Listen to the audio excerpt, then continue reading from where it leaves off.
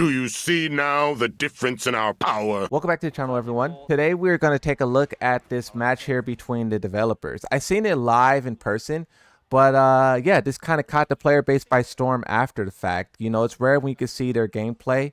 And, you know, with the current state of the game being like kind of trash, people love to make fun of, you know, the developers and their skill level.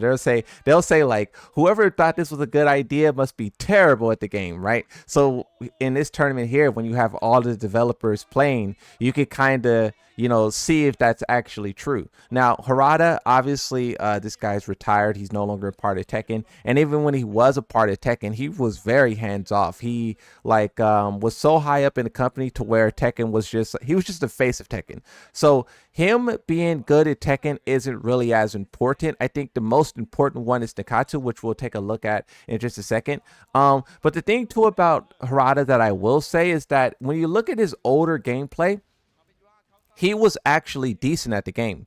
His older gameplay, like of Tekken 3 and whatnot, I know people used to say he was pro level, but I don't know if he was pro level. But you could just see like Harada got worse over time. You know, he's, instead of being a player of the game, he's a maker of the game. He's a, you know, person who's helping the company run and whatnot. So it would make sense that he would get worse over time. But this is why you would expect the developers under him to be more tapped in and kind of like pick up the slack in that sense, right? But this tournament here, you can see that he's kind of getting like just washed. This was a 5-on-5 tournament that happened about 3 days ago, and it was 5-on-5, and you have one life. So when Harada's down 2-1 right here, or 2-0, if he loses this, he's eliminated and his teammate steps up, right? So this is kind of like important for him to go all out, and he's really kind of like just doing stuff, you know.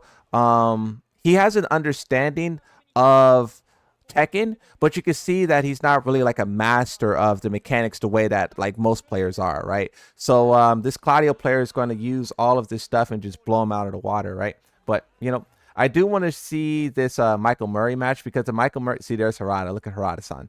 But here's Michael Murray, right?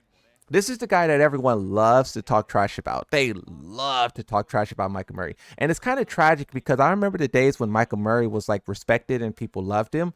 And I mean, now, like, yeah, his Twitter is kind of his demise. You know, he kind of didn't understand like the way that the internet works and like talking to the players.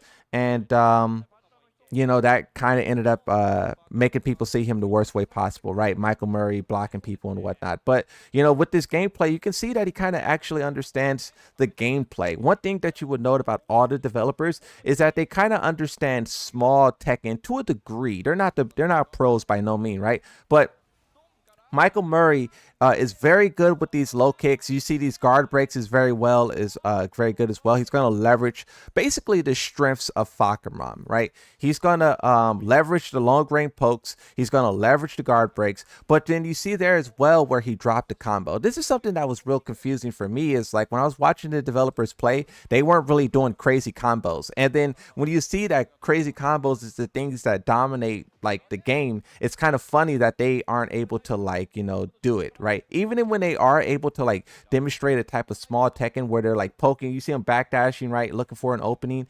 No whiff punish there, but he does grab, right? So even when they are like playing like a kind of Tekken, they're still just missing some elements of that. And also too, one thing that I thought was really interesting about Michael Murray is that he never popped heat. This is something that I talk about with blue rank players, where the way that you could tell when someone is like not really like fully mastered the game yet is whether or not they pop heat in order to like break defensive pressure. But then if they break heat to like, you know, extend a combo, just the way that they use heat is a big indicator. And Michael Murray pretty much doesn't use heat at all, unless it's like a heat engager or something, right? And it's just interesting because like you see that same pattern with like low blue rank players and whatnot, where they don't properly use heat. We'll skip the rage art. See, look, right here, you would stand up and like try to look for a heat pop or something, but he just keeps getting busy. No throw break as well, right? And then good low poke, right? So Michael Murray eliminates one person here, and then the next opponent is going to stand up or sit down, right? There's Nakatsu. When Nakatsu plays, it's gonna be fire, bro. Nakatsu actually made me like really happy. All of them did. Look, because I think that it was important for the developers to get a W here. If the Michael Murray and Nakatsu and Harada got up here and they just got smoked, I think it would have been bad for Tekken, like overall, because it would have kind of fed into the mindset of like these guys really do suck at the game and they don't know what they're doing and it's all hope is lost, and it would have been kind of one of those things. So the fact that Michael Murray, especially Michael Murray, was able to get up here and body 3 people in a first to one is just good because even though it's not the best gameplay, even though it's not the most optimized, even though he's not doing max damage combos, he's not really using heat, it's just like he was able to perform and show a type of understanding at the game. And I just think we needed that. It would have been very bad if they got up there and got 5-0'd by the opposing team. But also, speaking to the opposing team, those guys are trash. Those guys are trash, bro. They are buns. Yikes. But we're not really going to focus too much on that. But yeah, you can see that Michael Murray is kind of just playing like, is it small Tekken? Is that the word? Because like he's just standing up, throwing, grabbing, punching, kicking. He's not really going for launches or heat engagers. You see what I mean about like, the way that Michael Murray is playing? I mean, it's working against these guys, right? Michael Murray go on a long tear before he is shut down, but he's not really leveraging the strengths of the game, the mechanics, or his character. But this is the interesting thing about Michael Murray as well, because you got to keep in mind his position in Tekken, like on the developer side. He said that he's not really in charge of balancing. He's not really in charge of this or that. He more so just gives feedback, right? He tries a character, he plays a character, he plays the game, and he gives feedback, right? So you do got to keep this in mind as well, is like they probably wouldn't be able to master every single character like Blackheart can, because they are trying every character. They are, testing every character. But see, I don't know, when you make that argument of them not being, but see, I would expect one of the developers in the balancing team to be a master of every character. But these guys who are just giving feedback, testing things, giving direction, it's okay for them to be this skill level. Knowledgeable of the game, understand the mechanics, but then not like I said, I think this was good that this happened, right? Michael Murray, a lot of people celebrated with Michael Murray bodying people. You can tell that heat was not their idea. You think so? I did see that one person, or Harada said in a news article before he retired, this was kind of around the season 2 backlash. He said that a lot of the players likes a more, he said like traditional or like more like simple. He said a word like that, but he said like a more stripped down version of Tekken, and they don't like all of the craziness, right? And he said he does too, right? Harada, like he said that he likes that more simple side of Tekken, and you can see that with their gameplay, where they're just playing kind of like a traditional Tekken. They're not really looking for heat engages or popping heats. Michael Murray is using the installs. He get that install, he's going to use it. He's going to break your guard and make you guess. But they're just playing normal Tekken. So I don't know. Was it Nakatsu's idea? Was it like, I don't know. That's a good point. But, I just think it's cool that he was able to Michael Murray here, right? Is able to, play like this. You can see how he's just going for these strings, right? Strings. Guard break. This situation right here, when this happened live, I was asking people, would the mid attack, I think it's 1+2 or 2 or whatever, basically it's the mid where he does like an elbow, it's really fast. I was asking whether or not that move would beat the Rage Art, and I think someone said yes, it will beat the Rage Art. It basically beats anything except for like, the flash and stuff like that. But the reason why I was asking that question is because why didn't Michael Murray if he was like a better player, he would have been thinking about the rage art as a counter, and he either would have did nothing to bait out the rage art and then punish it, or he would have did the move that beats the rage art. So the fact that he went for that short range grab, which already whiffed on a couple other people, it just shows that like he's not thinking deep. There's a heat pop, right? There was the first heat pop that we've seen. It just shows that he's not like a master at the game like others are, right? But a player who has like a lot of battle experience will be looking for those rage arts. But that was a good heat pop, even though he didn't get too much off of it. And then this is the final round, right? This is the round where Michael Murray loses and gets eliminated. But, you know, the fact that he was able to catch 2 bodies and then he was able to tie up this round. Wait, how does he... Oh, wait, I think he wins this. Yeah, he does wins this. He wins this and then he gets eliminated here. So 3 people, right? So 5 on 5, and Michael Murray eliminated 3. So that's half of the opposing team. Now the opposing team eliminated Harada and the guy who's dressed like Eddie. I don't know his name, but so Michael Murray kind of held it down. He kind of like clutched it up. So this is the one where he loses. He's going up against this Xiaoyu player. And you could tell that this Xiaoyu player is one of the more advanced players on the other team because, you know, you're going to kind of try to organize it in a way to where everyone kind of gets an opportunity to play, but then also you still want to win. So you kind of will put your best players in a position to kind of like anchor and carry, right? So this Xiaoyu player, just looking at the gameplay, was the most capable on the other team. Like, look at that block punish. That was the other time the Xiaoyu player tried to block with that launch. I think it was the improper launch, but you can see there with that block on the low. So you can see that even though Michael Murray was able to catch 3 bodies, you could just see like a little bit of a higher level of player with just a better understanding of defense was able to kind of like, you know, and then also look at the heat pop. Look at how Michael Murray is not really using heat, and he was pressing offense on the Xiaoyu. The Xiaoyu used heat to break that pressure, and then also you know, try to create a situation with the heat smash. Now this is where Michael Murray has the ability to create a situation with the heat smash. And is he going to knees? Okay, low, the low kick. That's good as well, because you can do that low kick because of the threat of the heat smash, right? Huge launch. This Xiaoyu has to keep, yeah, see, it's really interesting how defensive all of the developers are as well, right? With how aggressive and overbearing the game is, to see all of the developers have this very like defensive play style was really unexpected and was really interesting because, like, you know, they play defense, they love defense, but they made the game incredibly offensive. It's like, what is that about? You know, that was super crazy, but you know. So this is just the Xiaoyu player pressing more buttons than Michael Murray, right? Michael Murray could be so much better if he properly used heat, if he did proper combos, and if he heat smash.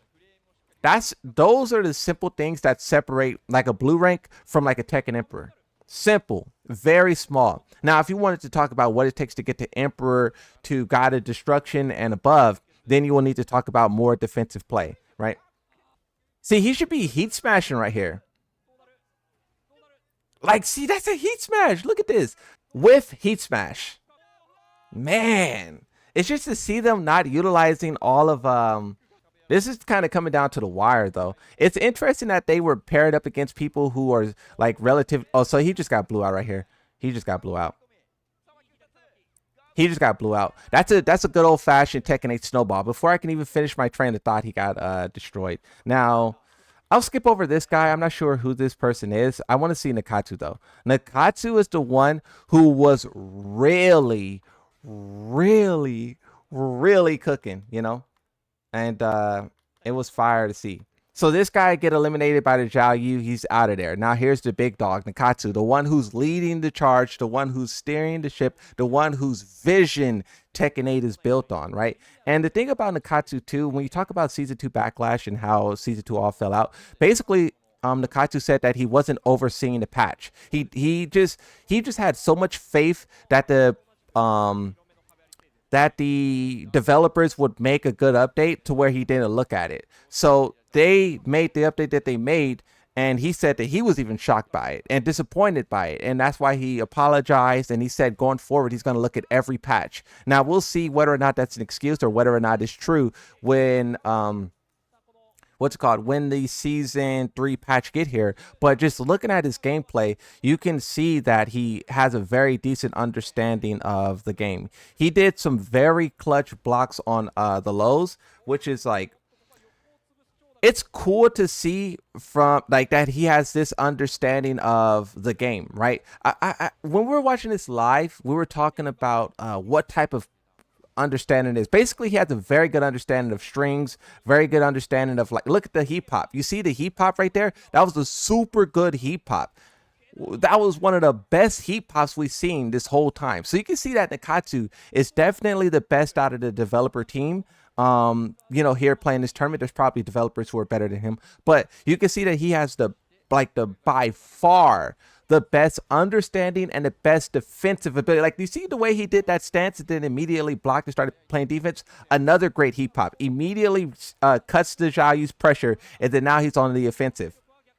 That's fire, bro. He understands. And the thing about Nakatsu as well, he said his favorite characters is Lydia, Reina, but his main character is Harang. So it is interesting that he didn't play Harang here and he chose to go with the Lydia. Because, he likes Harang is his main. But you can see that he just like is piecing up this Xiaoyu. He's just piecing her up. Like, doesn't stand a chance, And then it's kind of going to go the same way with everyone that he's fighting against. You're going to see some really clutch low blocks. Poke in, looking for opportunity, unblockable. He tried to crouch right there, but the mid, it was a mid option. The mid option is punishable.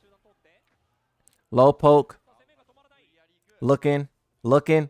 Interrupt right there. Look at that interrupt. You could wait and launch it, but the fact that he interrupts shows a different type of knowledge as well. And it's interesting too, because I just was saying how he knows how to play Reina. So, he could really show off that true knowledge and expertise of the character. Look at this. The first developer to do one of those heat push combos, even though this caught her in the air, so it's not really like the most optimal, but you can see that he's fully utilizing the mechanics of the game, right?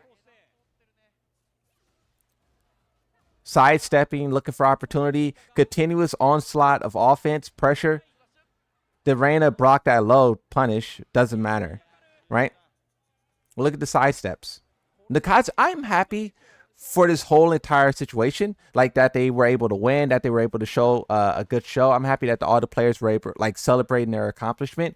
But I'm happy that for Nakatsu specifically, that he was showcasing this ability of Tekken. Like, look at the way he's playing. Like, he's really like getting in there. I don't know what rank Nakatsu would be in Tekken. If I had to just eyeball it, he would probably be God or Supreme.